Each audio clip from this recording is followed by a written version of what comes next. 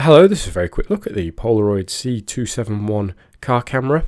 This is a nice little unit measuring about 11.5 centimeters by about 4.5 centimeters.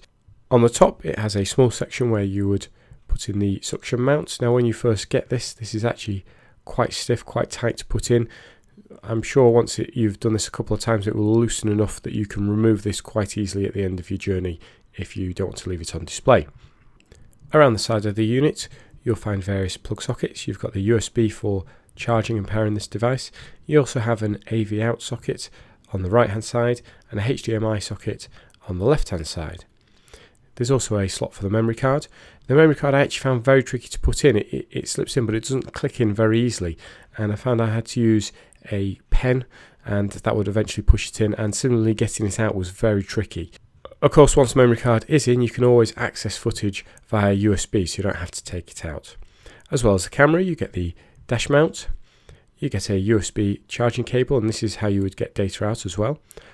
You also get a longer cable. This is for in-car charging.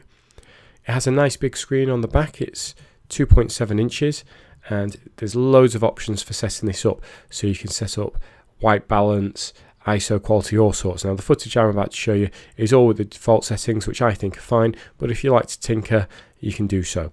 The camera can record sound. I've turned it off, and that'd be up to you if you want to record the sound of yourself singing while you're driving. As you'll see here, it just goes over a bump, no problems at all, doesn't interrupt the pitch quality, there's no jerkiness at all. I think the pitch quality is very good on this.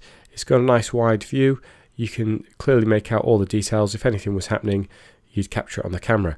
The length of the power cord is very long. It's long enough that if you wanted to, you could mount this in your rear windscreen and see what was happening behind you. So if anyone hit you from behind, you'd capture that on camera. So this is daytime footage. It's a bit overcast, but you get the idea. I found the footage is also very good when it's very dark. So early mornings when I'm driving to work, if it's particularly dark, you can see here, footage quality is still very good. You're still capturing a lot of detail. Overall then, I think it's a great little car camera. There are a lot of cheaper alternatives available, but this has the really nice large screen at the back to allow you to set things up, review footage, get the settings just right. It's a pity the memory card slot is a little bit fiddly. That can be quite annoying, but otherwise the results are very good. I hope you found this short review useful. Thanks for watching.